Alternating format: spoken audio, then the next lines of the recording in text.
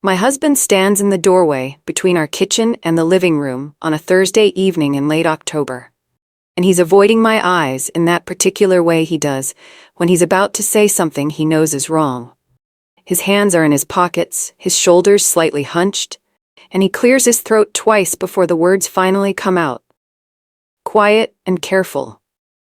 He says, "Maybe it's better if you don't come to the family dinner tonight." And the sentence hangs in the air between us like something physical, something I could reach out and touch. And I'm standing at the counter with my hands still wet from washing vegetables. I was preparing a casserole to bring. The same green bean casserole I bring to every family dinner. The one his sister always compliments. The one that's become my signature dish at these gatherings. And I stare at him, trying to process what he just said. Trying to make sense of the words. "Maybe it's better if you don't come." And I ask him to repeat it, thinking I misheard, thinking there's some explanation I'm missing. And he does repeat it, says the same words in the same quiet, careful voice. "Maybe it's better if you don't come tonight." And this time he adds something. He says it's not personal, and those three words, not personal, make everything worse somehow. Make the exclusion more deliberate, more calculated.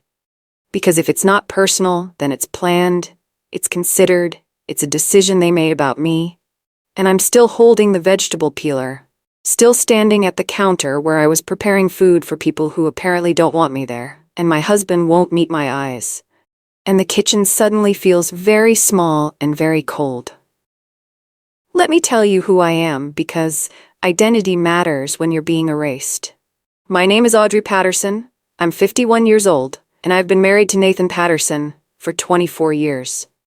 24 years of showing up, of being dependable, of being the steady one, the loyal one, the one who smooths over awkward moments and remembers birthdays and keeps family connections alive when they might otherwise fade. And I've never missed a family dinner, not once in 2 decades, not when I had the flu, not when I had work deadlines, not when we'd fought that morning. I showed up, I brought food, I smiled, I participated, I made conversation with Nathan's mother and his sisters and his aunts and uncles. I learned their stories, I remembered their preferences, I became part of the family fabric through sheer consistent presence. And Nathan's family isn't easy. His mother Beatrice is particular and judgmental. His older sister Francine is competitive and sharp-tongued. His younger sister Amy is sweet but passive. And the extended family has complicated dynamics, old grudges, unspoken hierarchies. But I navigated all of it. I learned the rules, I played the game, and I thought I'd earned my place. Thought 24 years of showing up meant something, meant I belonged, meant I was family. But standing here in my kitchen being told not to come to tonight's dinner, I understand that I was wrong. I never belonged. I was tolerated, accommodated, accepted, conditionally, and apparently the conditions have changed. And this dinner, this particular Thursday evening gathering at Beatrice's house, this one matters more than Nathan is admitting. I can tell by how he's standing, by how he won't look at me, by the careful way he's choosing his words. And I realize I'm being excluded from something significant, something they don't want me to witness or participate in or influence. I ask Nathan why, what's changed, why tonight? And he shifts his weight, still won't meet my eyes, and he gives me his explanation. He says his mother is stressed, she's been dealing with a lot lately, and having me there would just add pressure. And I ask how my presence adds pressure, and he says, I take things the wrong way sometimes. I misinterpret conversations, I get offended when people are just being honest, and his mother finds that exhausting, finds having to walk on eggshells around my sensitivity exhausting. And it's easier, simpler, less stressful if I just sit this one out. Just this once, just tonight. And I'm listening to my husband tell me that I'm the problem, that my reactions are the issue, that my presence creates tension. And these aren't his words. I can hear that immediately. This is language that's been given to him. This is his mother's assessment, delivered through his mouth. And I ask if this is what he thinks or what Beatrice thinks, and he says it doesn't matter. The result is the same. Tonight would be easier without me. And I focus on that word, easier. And I ask him, easier for who? Easier for his mother, who doesn't want to monitor what she says. Easier for his sisters, who can speak freely without worrying about my feelings. Easier for him because he won't have to defend me or mediate between his wife and his family. And he doesn't answer, just stands there in the doorway looking uncomfortable. And I realize the answer is all of them. It's easier for everyone except me. And my comfort, my feelings, my place in this family. Those things don't factor into the calculation of easier. I'm the variable being removed to make the equation work better for everyone else. I'm standing at the counter holding the casserole dish I've already filled, green beans and cream of mushroom soup and French fried onions, assembled with the same care I always use. And Nathan is standing in the doorway watching me, and I realize the full scope of the humiliation. He's already dressed to leave, he's wearing the nice shirt I ironed this morning, the dark jeans he saves for family events, his good shoes and his car keys are in his hand. He was ready to walk out, ready to go without me. And he only stopped to tell me not to come because he knew I'd notice he was leaving, knew I'd ask where he was going. And this conversation, this awkward, painful exclusion, this is him heading me off, preventing the question, and I look at him standing there ready to leave. And I look down at the casserole in my hands, and I hold it out toward him, ask if he wants to take it. And he hesitates, actually hesitates. And then he says no. His mother is making sides tonight. There will be plenty of food. And I realize he doesn't want to show up with my dish, doesn't want to explain why he brought food from the wife who isn't coming, doesn't want any visible reminder that I exist, that I was excluded. And I set the casserole back on the counter, and Nathan shifts his keys from one hand to the other, and he says he needs to go. He's already late. And I don't say anything, don't tell him to stay, don't ask him not to go. I just stand there and he looks at me one more time, something like guilt flickering across his face. And then he turns and walks toward the garage. And I hear the door open, hear the car start, hear him back out of the driveway, and I'm alone in the kitchen with a casserole nobody wants, and the crushing understanding that my husband just chose his mother's comfort over my dignity. After Nathan leaves, I stand very still in the kitchen, and I replay years in my mind, not the whole 24 years, but specific moments, specific incidents I'd dismissed or explained away or convinced myself didn't matter. And I start seeing patterns of subtle exclusion, of conversations that stopped when I entered rooms, of decisions that were made elsewhere, and presented to me as final, of smiles from Beatrice and Francine that never quite reached their eyes.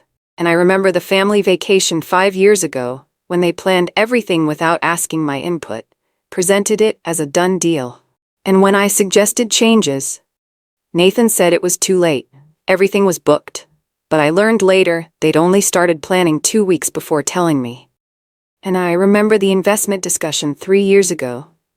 Something about family money and trusts, and Nathan went to that meeting alone. Said it was boring financial stuff, nothing I needed to worry about. But the decisions made there affected our household, affected our future, and I wasn't consulted. And I remember holidays where gift exchanges were organized in group chats I wasn't added to, where traditions were modified without asking me, where my preferences were noted and then ignored. And I remember dinners. So many dinners, where conversations flowed around me but never quite included me. Where jokes were explained too late, where references were made to conversations I wasn't part of. And at the time I told myself I was being paranoid, being too sensitive, reading too much into normal family dynamics. But standing here alone in my kitchen, I understand that I wasn't paranoid, I was observant. I was noticing what was actually happening. The slow, steady exclusion. The gradual push toward the margins. And tonight isn't sudden. Tonight is just the first time they've been explicit about what's been implicit for years. As Nathan's car pulls out of the driveway, his phone rings. I can hear it from inside the house, the ringtone echoing through the garage before the door closes. And I move toward the window instinctively, and I see him answer. See him hold the phone to his ear. And even from inside the house, I can tell who's calling by the way his posture changes, the way he straightens up, the way his voice takes on that particular cheerful tone he uses with his mother. And I open the kitchen window, just a crack, not obviously, not deliberately spying, just opening it because the kitchen is warm and I need air. And his voice carries across the driveway, and I hear him say, "Hey, Mom," and there's a pause while she speaks, and then he says, "Yes, I'm on my way now," and another pause, and then, "Yes, it's handled, she's not coming," and those words, "she's not coming," said so casually, so matter-of-factly, like I'm a problem that's been solved, a complication that's been managed. And I stand at my kitchen window, listening to my husband report his success to his mother, report that he handled me, that he executed the plan they must have discussed, and he's still in the driveway, hasn't pulled onto the street yet, and his voice is perfectly audible. And he doesn't lower it, doesn't try to be discreet, doesn't seem to consider that I might hear. And that carelessness, that assumption that I'm already irrelevant, already dismissed, that hurts more than the exclusion itself. And I stand there at my window listening to Nathan coordinate with his mother about my absence. And my stomach drops, actually drops, like I'm falling, like the ground has disappeared beneath me. And I understand that this wasn't Nathan's idea. This wasn't his discomfort or his suggestion. This was requested. This was planned. His mother asked him to keep me away, and he agreed. Nathan is still in the driveway, the car running but not moving, and he's still on the phone with Beatrice, and I'm still standing at my window listening, and I hear him say she won't be there. I handled it, it's fine. And there's a longer pause while his mother speaks, and then Nathan says, I know it's better this way. She would have just made things tense. And hearing him say that, hearing him agree with his mother's assessment of me, hearing him characterize my presence as something that makes things tense, something that needs to be prevented, I feel something break inside me. Not dramatically, not like shattering glass, more like a rope that's been fraying slowly and finally snaps, quiet but complete. And Nathan continues, says, yes, we can talk about everything without worrying. And I realize there's an agenda tonight. There are topics they want to discuss, decisions they want to make, and my presence would complicate those discussions, would require including me, considering my opinion, and it's easier to just exclude me entirely, to make decisions and present them later as done deals. And I hear Nathan say she'll understand, she always understands, and that phrase, she always understands, makes me furious in a cold, quiet way. Because he's right, I do always understand. I always accommodate. I always make things easier for him, for his family. I swallow my hurt, and I smile and I understand. And that pattern of understanding, that history of accommodation, that's what made him think this was acceptable. Made him think he could exclude me from family dinner. And I would just understand. Would just accept it. Would just make it easy for him, like I always do. And I listen to him, wrap up the call, hear him say see you soon, hear him tell his mother he loves her, and then I watch him put the car in reverse, watch him back out of the driveway, watch him drive away toward his family, toward a dinner I'm not welcome at. And the real reason, the truth underneath all his careful explanations, is painfully clear now. I heard it in his voice, in his words. They don't want me there because I'm in the way. Nathan's conversation with his mother replays in my head, specific phrases standing out. And I focus on the language he used, the words he chose. He called me sensitive, said I would make things tense, said dinner would be more relaxed without me. And these aren't observations. These are characterizations. These are labels that have been applied to me, agreed upon, repeated until they became truth in his family's narrative. And I think about all the times Beatrice has made cutting comments disguised as jokes, all the times she's criticized my choices while pretending to help, all the times she's questioned my decisions about everything from career to cooking to how I spend money, and when I've objected, when I've said those comments hurt, when I've asked her to stop. Nathan has told me I'm being too sensitive, has told me to let it go, has told me she doesn't mean anything by it. And now I understand that my sensitivity, my unwillingness to absorb unlimited criticism, that's the real problem. Not her comments, but my reactions. And Nathan has been trained, carefully trained, to see me as the issue, to see my boundaries as oversensitivity, to see my objections as me taking things the wrong way. And on the phone, he reassured his mother, actually reassured her, told her dinner would be more relaxed without me, and she agreed. I heard the agreement in the pause. In Nathan's response, she agreed that I'm the source of tension, that my absence is the solution. And they reached this consensus, This shared understanding, without ever asking if their assessment of me was accurate, without ever considering that maybe the tension comes from constant criticism, from exclusion, from treating me like an outsider, and the language they use, sensitive, tense, relaxed, all of it frames me as the problem and them as the victims of my difficult personality. And Nathan has bought into this completely. Has internalized his mother's perspective so thoroughly that he can call her from our driveway and report his success in handling me, in keeping me away, and not hear how that sounds, not recognize the betrayal. After Nathan's car disappears down the street, I stand in my kitchen and I don't cry. I expected to cry, expected to feel devastated, but instead I feel cold and clear and strangely calm. And I start cleaning, not frantically, not with anger, just methodically. I clean the kitchen slowly. I put away the casserole nobody wanted. I wash the dishes, I wipe down the counters, I sweep the floor, and while I clean I think, and something shifts inside me. Something fundamental, and I can't quite name it, but I feel it. A change in how I see my marriage, how I see Nathan's family, how I see myself, and I've spent 24 years trying to belong, trying to earn acceptance, trying to prove I'm worthy of being included. And tonight showed me that effort was wasted, that I could spend 24 more years showing up, and I still wouldn't belong. Because the problem isn't my behavior, isn't my sensitivity, isn't anything I'm doing wrong. The problem is they don't want me there. They never wanted me there. They tolerated me because I came attached to Nathan, and now they're testing whether they can have him without me, whether he'll choose them over me. And tonight proved they can. He will. He did. And I finish cleaning and I sit at the kitchen table, and I look at my phone and I think about texting Nathan, about asking when he'll be home, about maintaining the appearance of normalcy. But I don't. I just sit there in my clean, quiet kitchen, and I feel something settling, some decision forming. And I'm not entirely sure what I'm deciding, but I know it's important, know it matters. Know that tonight changed something that can't be changed back. Around 8:30, my phone buzzes with a group text. The Patterson family group chat that includes Nathan, his sisters, his mother, his aunt, his uncle, and me. Though I rarely post in it, rarely contribute, because conversations always seem to happen around me rather than with me. And I open the text, and there are photos, multiple photos from the dinner I'm not at, and I scroll through them slowly. There's Beatrice at the head of the table smiling.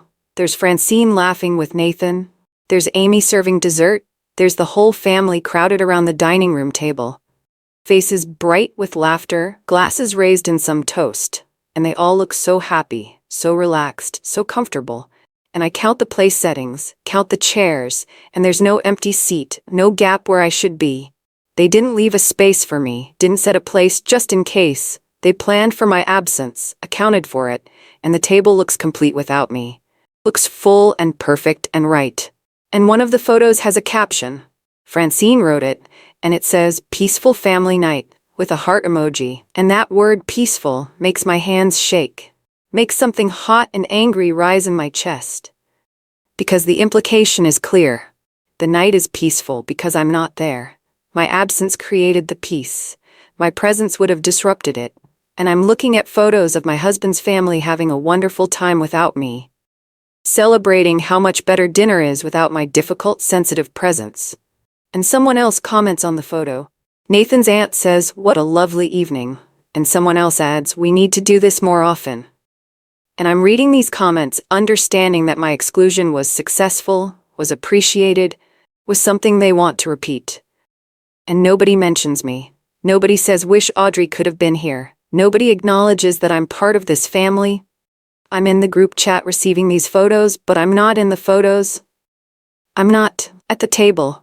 I don't exist in their peaceful evening, and I stare at my phone understanding that this is what they wanted, what they've maybe wanted for a long time. The family without me. Nathan comes home around 10:30, earlier than usual for family dinners. Those events usually stretch past midnight, but he's home by 10:30. And he comes through the door with a lightness I haven't seen in months. His shoulders are relaxed, his face is bright, he's almost cheerful, and he finds me in the living room reading. And he says, "Hey." And his tone is casual, normal, like this is any other Thursday night, like nothing unusual happened. And he asks how my evening was. And I say quiet. And he nods and says his was good. Actually says the word great. Says dinner was great, really good to see everyone. And he's taking off his shoes, loosening his collar, settling into the house. And he doesn't apologize, doesn't acknowledge the exclusion. Doesn't seem to register that he just spent 3 hours at a family event that he explicitly asked me not to attend. And I watch him move through the house with this ease, this comfort, and I realize the evening without me was liberating for him, was relief. He didn't have to mediate between me and his mother, didn't have to defend me or explain me or worry about my reactions. He could just be with his family.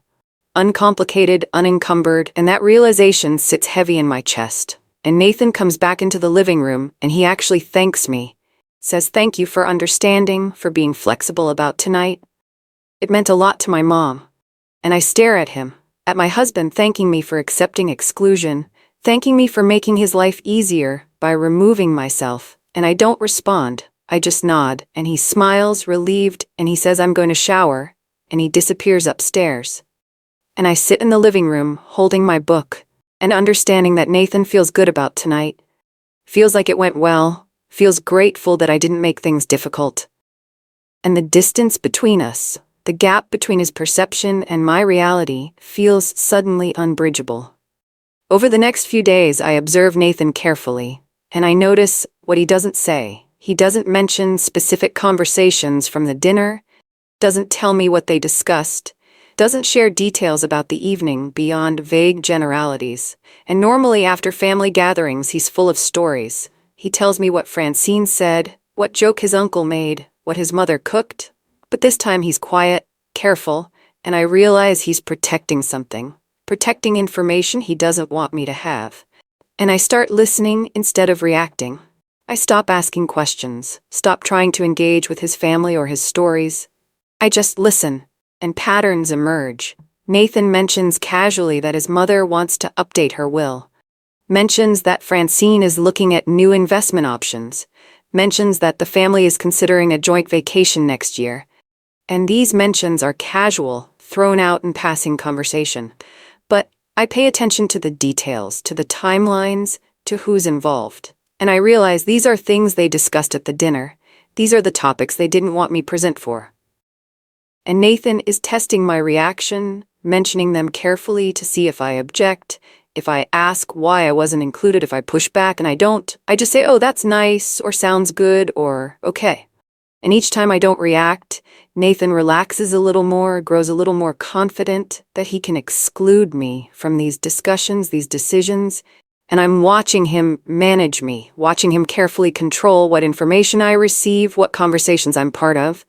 And I realize this pattern isn't new. I just stopped noticing it. Stopped paying attention to the gaps in what he tells me, the subjects he avoids, the decisions that somehow get made without me. And now that I'm listening, really listening, the pattern is obvious. Constant, systematic.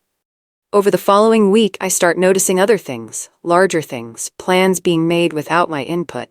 And Nathan mentions that his mother wants help with some financial planning, mentions that Francine suggested a family meeting about the estate, mentions that they're looking at holiday schedules for next year, and each mention is presented as information, as updates, not as questions or discussions.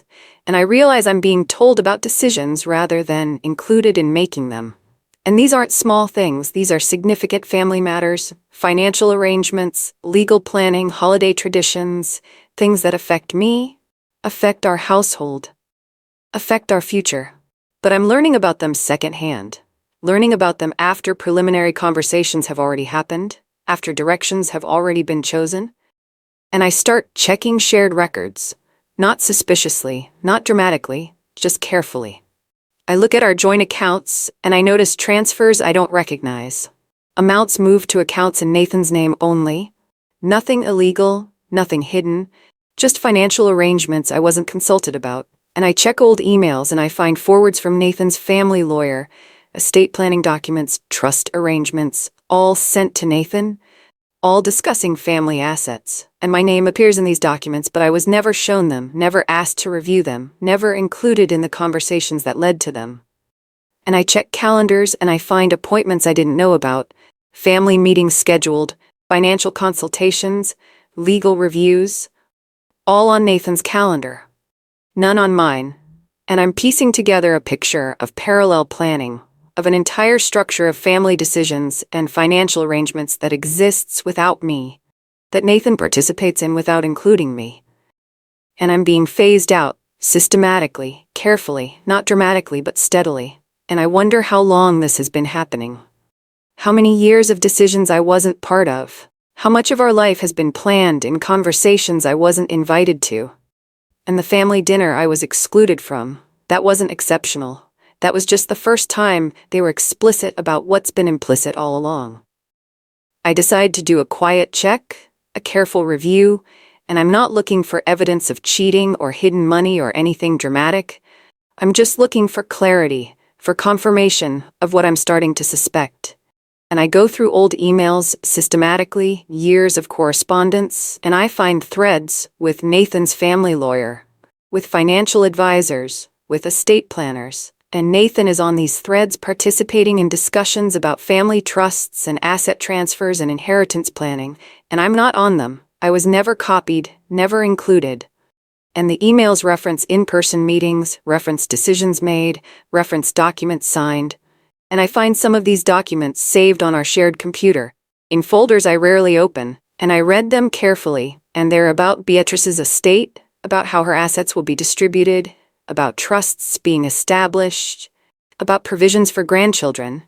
And Nathan is listed as executor, is listed as trustee for certain accounts, has legal authority over significant family assets. And none of this was discussed with me. None of this was mentioned. I learned about Nathan's increased responsibility in his family's financial structure by reading legal documents on our shared computer. And I find calendar records going back years. Appointments with lawyers, with accountants, with financial advisors, all scheduled during work hours, all described vaguely as meetings or appointments. And I never asked what these meetings were about, because I trusted Nathan, trusted that he would tell me important things. But he didn't tell me. He kept entire categories of information separate from our marriage. And I can see now where influence really comes from. Not from me, not from our partnership, but from his mother, from his family, from structures and arrangements and legal documents that give them authority over our financial future. And I wasn't included in building these structures, I'm just expected to accept them. During a casual phone call with Nathan's cousin Julia, someone I've always liked, someone who's always been kind to me, she mentions something in passing, talks about the family's decision to sell the lake house, says it's too bad, but everyone agreed it makes sense financially. And I make a neutral sound, don't reveal that this is the first I'm hearing about it. And Julia continues, says she knows it must be bittersweet for Nathan since he has so many memories there, and she asks how I feel about the decision. And I say carefully that I'm still processing it, and she says, oh, of course, I'm sure it was a lot to discuss at the dinner last week, all those financial details. And my stomach tightens, because Julia thinks I was at that dinner, thinks I was part of the discussion about selling the lake house, thinks I participated in this family decision, and I realize Julia doesn't know I was excluded, doesn't know Nathan asked me not to come, and I wonder what explanation Nathan gave his family, what story they tell themselves about my absence. And I asked Julia casually, what else was discussed at the dinner?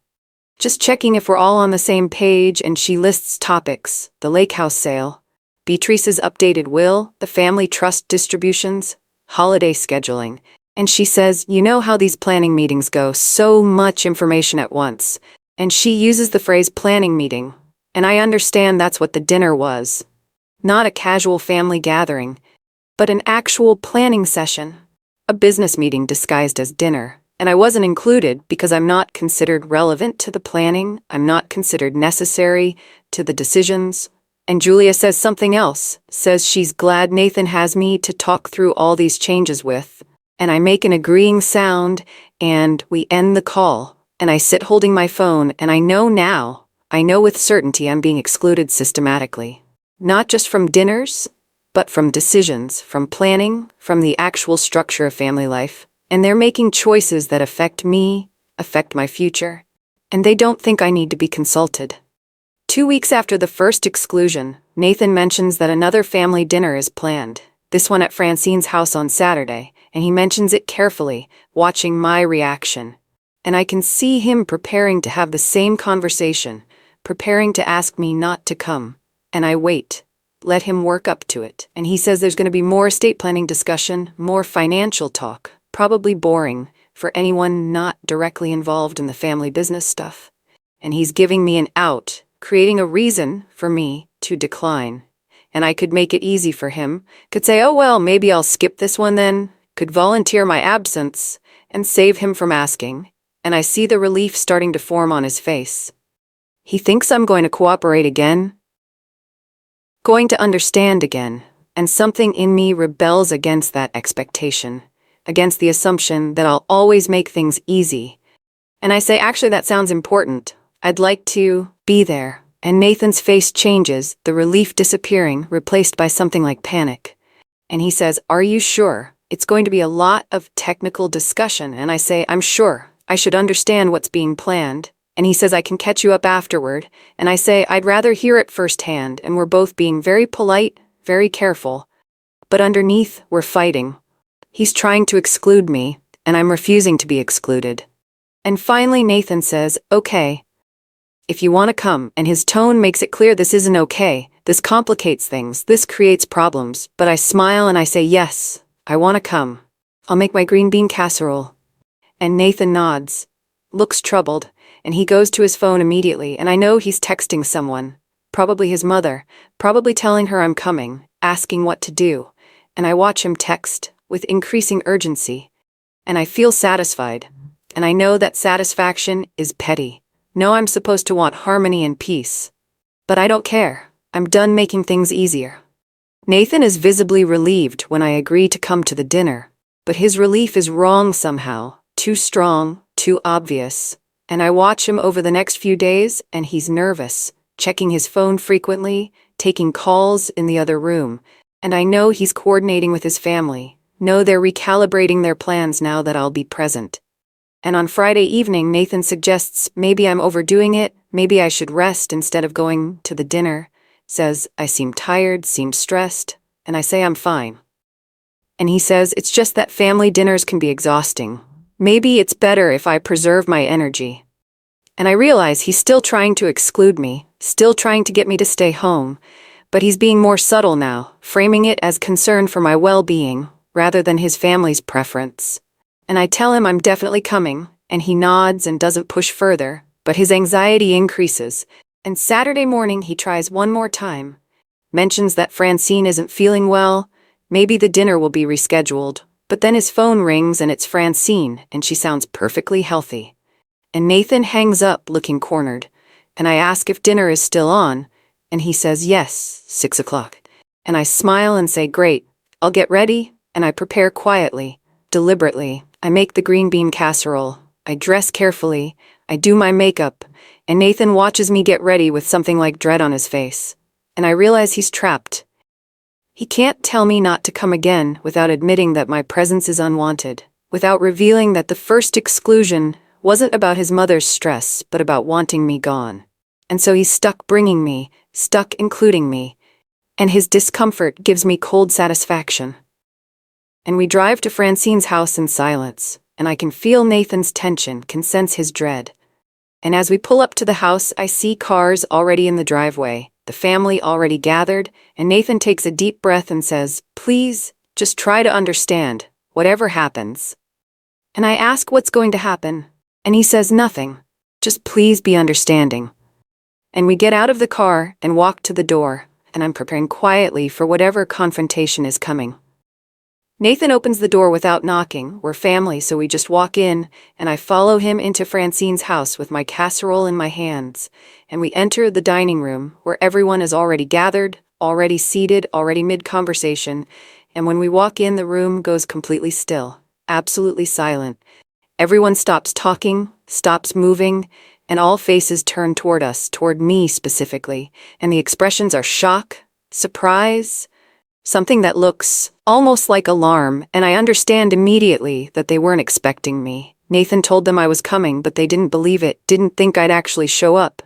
And there's confusion, visible confusion. And Beatrice is at the head of the table, and her face hardens when she sees me. Her mouth tightens, and Francine recovers first, stands up, says, "Audrey, we weren't sure you were feeling up to coming." And that phrasing, feeling up to coming, suggests Nathan told them I was sick or tired or somehow unable to attend, suggested my absence without explicitly excluding me. And I smile and I say I'm feeling fine, wouldn't miss it, and I hold up the casserole like proof of my commitment. And no one expected me. That's obvious. No one wanted me here. That's equally obvious. And there's an empty chair, but it's not set. No place setting, no silverware. They didn't prepare for me, didn't expect to need a seat. And Francine quickly adds a place setting, too quickly, too flustered. And everyone is looking at Nathan like he failed somehow, like he was supposed to prevent this. And Nathan won't meet anyone's eyes. And I sit down, calm, deliberate, and the room is still tense, still uncertain. And I'm the cause of that tension. My presence disrupted something, interrupted something they had planned. And Beatrice looks at Nathan with unmistakable displeasure. And I realize I've done something they didn't prepare for. I've shown up when I was supposed to stay away, and now they don't know how to proceed. Dinner starts awkwardly, conversation limping along, everyone carefully avoiding the topics they actually gathered to discuss, and they make small talk instead. Weather and traffic and television shows, nothing substantial, nothing real. And I can feel the tension, can sense everyone waiting for me to leave, or excuse myself, or somehow provide them an opening to have the real conversation. And I don't. I stay. I participate in the small talk. I ask questions. I'm pleasant and engaged and firmly present. And Beatrice's irritation is barely masked. She keeps looking at Nathan, keeps sending him pointed looks that clearly mean, do something. But Nathan just sits there looking miserable, and Francine tries to create an opening. Suggests the women help with dessert while the men talk business. Obvious attempt to remove me. And I say cheerfully that I'd love to hear about the business discussion. It sounds important.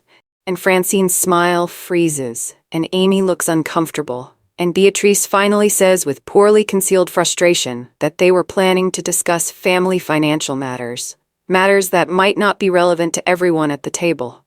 And she's looking at me when she says everyone, making it clear I'm the exception, I'm the one who isn't relevant. And I smile and I say financial matters sound very relevant to me since Nathan and I share finances. And Beatrice's jaw tightens and Nathan says, maybe we should discuss this later. And his mother says, no, we've postponed long enough. And she looks at me and she says, if you insist on being here, Audrey, you'll need to understand that some of these discussions are confidential, family only. And I let that phrase hang in the air, family only, while I'm sitting at the family table, married to her son for 24 years. And I say very quietly that I thought I was family. And the room goes still again, and Beatrice says, you know what I mean? And I say, actually, I don't. Could you clarify? And my tone is polite, curious, not aggressive. And she can't explain without admitting she doesn't consider me family, without revealing the exclusion explicitly. The tension breaks when Nathan's uncle tries to move forward, starts talking about the lake, house sale, and I listen carefully, and I ask one question, just one, very polite, very calm. I ask when this decision was made, what date the family agreed to sell. And there's hesitation, people looking at each other.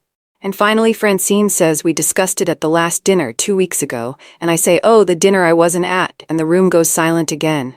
And I ask what other decisions were made that evening. And no one wants to answer.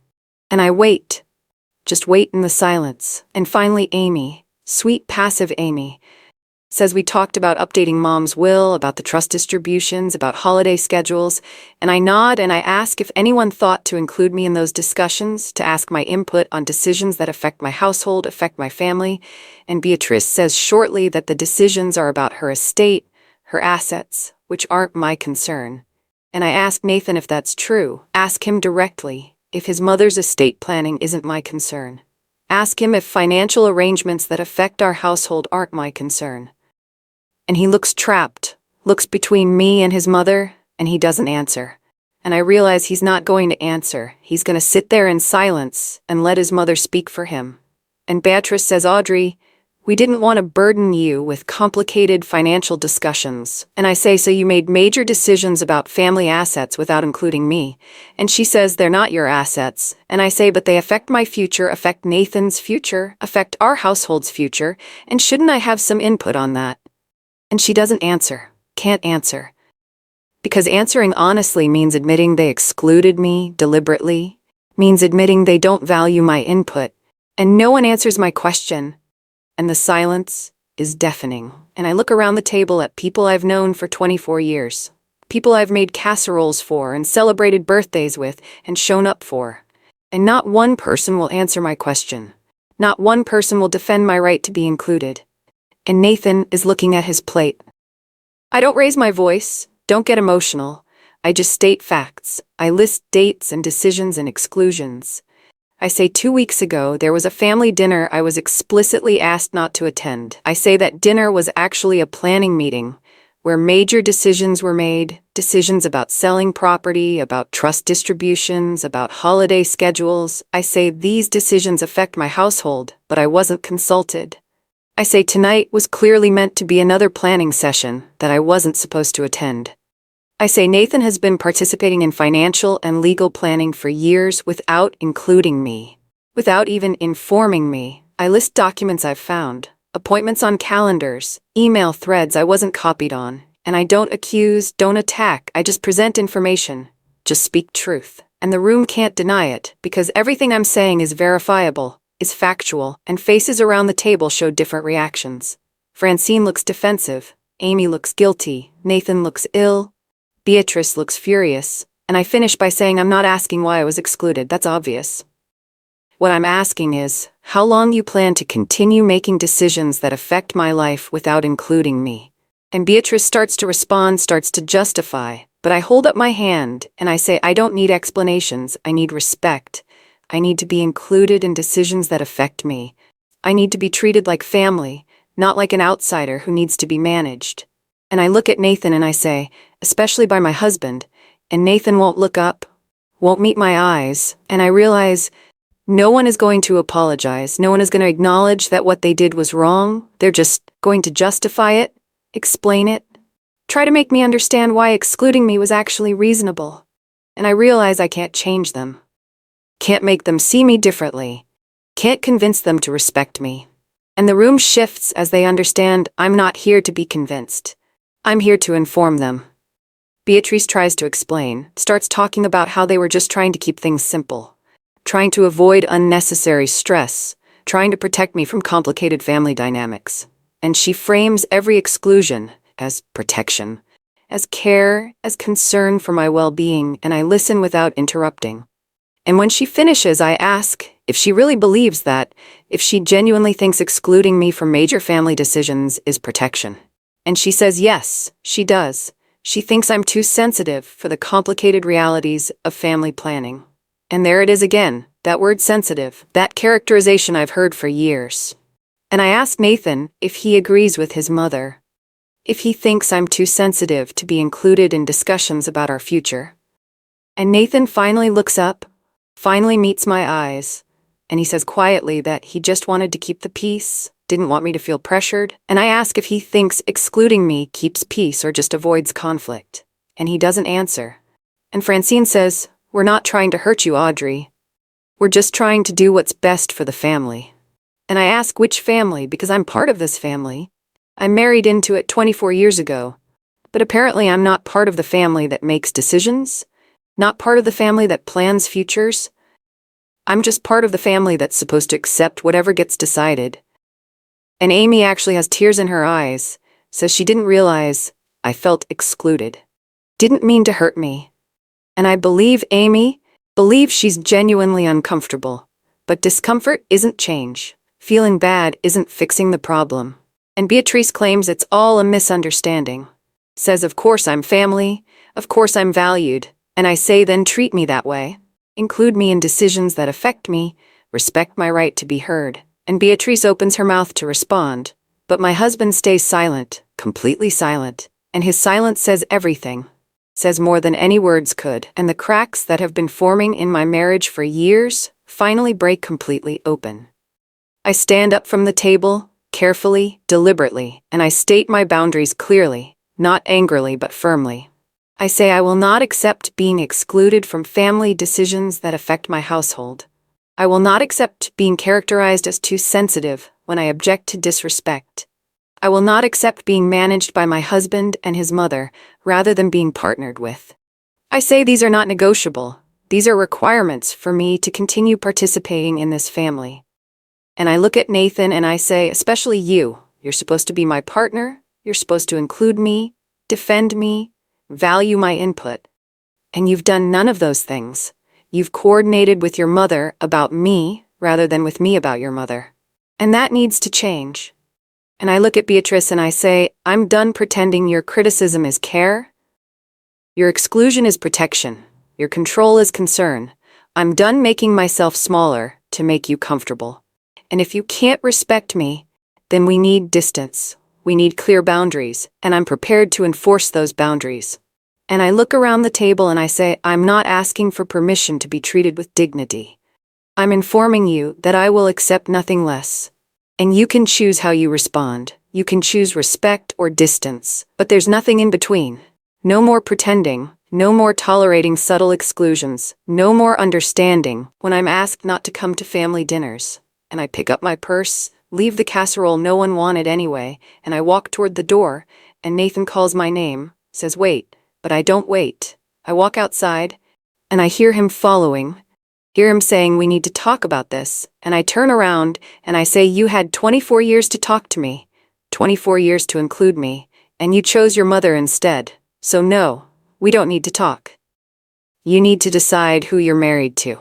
And I leave on my terms, calm and clear and completely done, pretending everything is fine. The calls start the next morning, first from Amy, then from Francine, then from Nathan's uncle, even from Julia the cousin. And they're all similar, careful, apologetic voices saying they didn't realize I felt so excluded, saying they never meant to hurt me, saying they want to fix this. And I listen politely and I say thank you for calling, and I don't commit to anything, don't promise forgiveness, don't rush to smooth things over. And some of them get uncomfortable with my measured responses, want me to say it's okay, want me to reassure them, and I don't. I just thank them for calling and end the conversation. And Nathan sends texts, long texts explaining and justifying and asking me to understand, and I don't respond. I let the messages sit unread because understanding isn't the issue anymore. Boundaries are the issue, respect is the issue, and he needs to figure out whether he can provide those things. And Beatrice doesn't call, doesn't text, doesn't reach out at all, and her silence is telling. Is answer enough? She's not sorry. She's offended. Offended that I asserted boundaries, offended that I didn't accept her explanations, and I realize she's waiting for me to apologize to her, waiting for me to back down, and I'm not going to. I'm done apologizing for having boundaries, done accepting less than I deserve, and the apologies from others come in slowly over the next few days, and they're sincere. I think they're sincere, but sincerity isn't enough. I need changed behavior, need actual inclusion, need evidence that they'll treat me differently. And apologies without change are just words, just attempts to make themselves feel better, and I don't rush to accept them. Don't rush to declare everything forgiven. I let time pass, let people sit with discomfort, let Nathan especially sit with what he's lost through his silence, his choice to protect his mother's feelings over his wife's dignity, and forgiveness, when it comes, will come slowly. I end this story 6 months after that Saturday dinner. 6 months after I was asked not to come to a family gathering. 6 months after I walked out of Francine's house and didn't look back.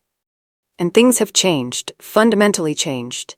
Nathan and I are in counseling, working through 24 years of patterns where he prioritized his mother's comfort over our partnership. And it's hard work, painful work. And I'm not sure yet if our marriage will survive it. Not sure if Nathan can learn to include me rather than manage me. Not sure if I can trust him again after watching him choose his family's exclusion of me over and over. But we're trying, slowly, carefully, And I'm not making anything easy anymore, not smoothing things over, not understanding when I should object. And Beatrice and I have no relationship currently. We've had no contact for 6 months, and that distance is necessary, is healthy, is the boundary I needed to set. And maybe eventually we'll rebuild something, or maybe we won't. And either way is okay. I don't need her approval anymore, don't need her acceptance. And the extended family has slowly adjusted to my boundaries, slowly learned that excluding me has consequences, that dismissing me isn't acceptable. And some relationships have gotten closer. Amy and I talk regularly now. Julia too. People who genuinely value me, and other relationships have faded. And that's okay too. I'm done trying to belong where I'm not wanted, and being asked not to come to that family dinner. Being explicitly excluded for the first time after 24 years of subtle exclusions. That was painful, humiliating, devastating. But it also showed me exactly where I stood. Showed me how my husband and his family really saw me. Showed me that acceptance I'd been killing myself to earn was never going to come because they didn't want to give it. And that clarity, as painful as it was, gave me the ability to decide where I would stand, what I would accept, who I would be, and I chose myself. Chose my dignity, chose boundaries and respect over belonging. And my husband asked me not to come to the family dinner.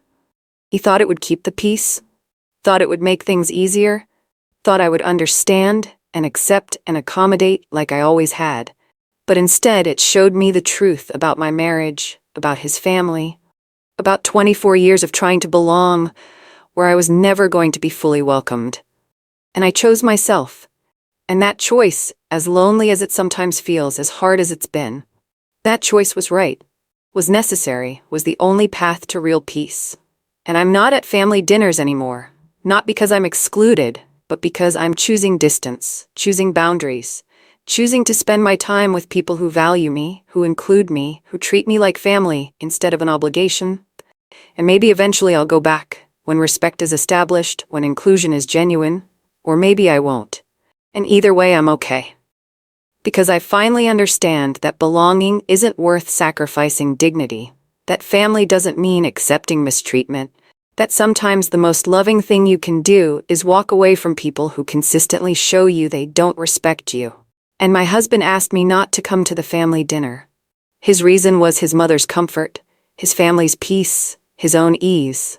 And that reason shocked me, hurt me, changed me, but it also freed me. Freed me from trying to earn acceptance I was never going to receive. Freed me to demand respect instead of begging for inclusion. Freed me to choose myself. And that choice, that moment, when I understood I could leave, I could set boundaries, I could demand better, that was when everything changed.